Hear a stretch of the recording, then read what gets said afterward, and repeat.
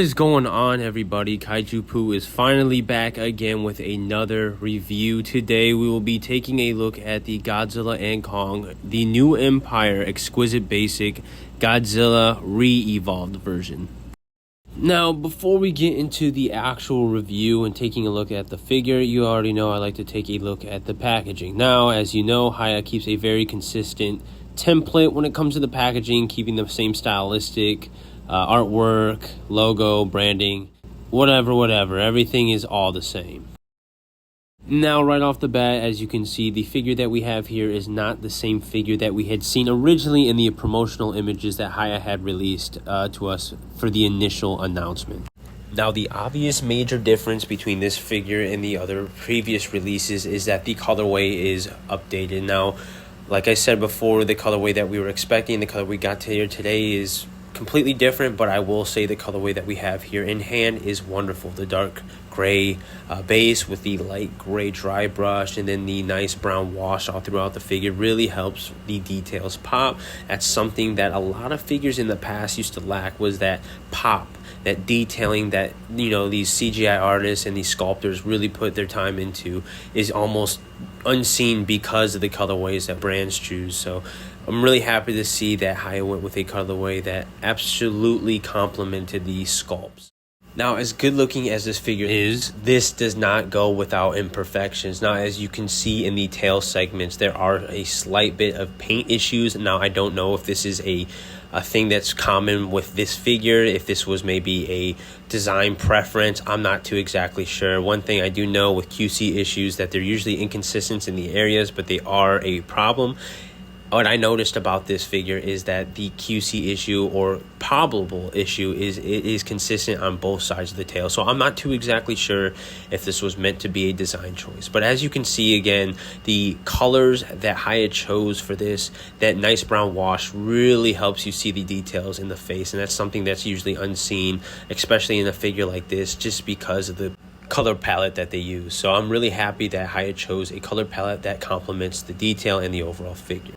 Now, taking a look again at the paint imperfections in the tail segments, as I said before, I'm not too entirely sure if this was just a design preference. Maybe the paint was supposed to look like this. I'm not too sure. Not a fan of it. Don't like how it goes from a light gray to a dark gray. It just doesn't blend well in my opinion. But overall, I know Hiya loves to listen to the community. So the issues that we have, they hear it.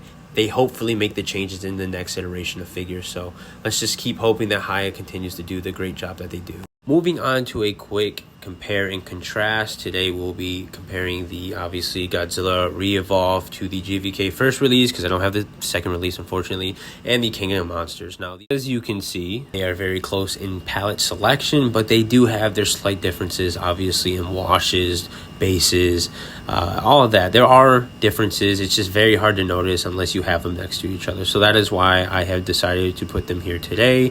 Hey! You don't belong here. Get out! Now, taking a look at the Godzilla Re-Evolved on the left and the Godzilla King of the Monster release on the right, as you can see clearly, there are a bit of differences in the color palettes that were used for either figure. The Godzilla Re-Evolved, as I said earlier, uses a more darker gray palette with a brown wash and a very slight light gray dry brush. And as you can see on the right, the King of the Monster figure has a lighter wash with a bit of a lighter base gray, but all in all, I do think both figures look great. I lean towards the Godzilla Re-Evolved more when it comes to paint preference. I just like how everything blends together, obviously with the tail being the only issue. I think there's more consistency with the Godzilla Re-Evolved rather than we get than the Godzilla King of the Monsters. As you can see slightly when you go from the head to neck to torso, Godzilla King of the Monster has a weird slight difference. So all in all, both are some great figures. I am curious to see or hear what you guys rather have. Would you rather have the Godzilla Re-Evolved or the Godzilla King of the Monsters? Let me know in the comments below. Now, you guys are probably wondering, Kaiju Poo, why don't you do the articulation? Well, guys, I literally did it in the last video. It is the same figure, different paint palette. If you guys want to go see that, go click on that one, please. Anyways, we have more pressing matters to talk about, like what are the accessories with these figures? Now, luckily, I have a friend who 3D prints, and I was able to paint these up myself. Paint matching is a pain in the butt. Hiya, please, we are begging you. Expressive swappable hands, or at least some accessories with these new Godzilla releases that are essentially the same sculpt, new paint job. Please start to add some more accessories. I mean, let's just take a look at what a simple change of hands can do to a pose. It shows emotion. It shows that Godzilla's about to go rip someone's head off. I mean, come on, guys. Like, we can get so much out of a simple pair of swappable hands, and it's not much. It's literally one pair. That's all it's got to be. Now, coming to my closing thoughts, what do I think about this figure? As I said before, this is probably the best repaint that we've gotten in the past few releases. I absolutely love the colorway on this thing, so this is a must-have in my collection. I really hope that this is a must-have in your guys' collection. Now, I know the repaints can get very excessive, and you're essentially collecting the same figure, just different color. But let me tell you guys, once you have this thing in your hand, it feels great. I think they did a wonderful job.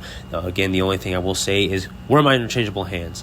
That is the only ad that I will say. I'm fine with the accessories we got in the past with the atomic breath, but we need something to give more expression. That is my closing thoughts. I hope you guys enjoyed the video. Hope to see you in the next one. You guys have a wonderful day.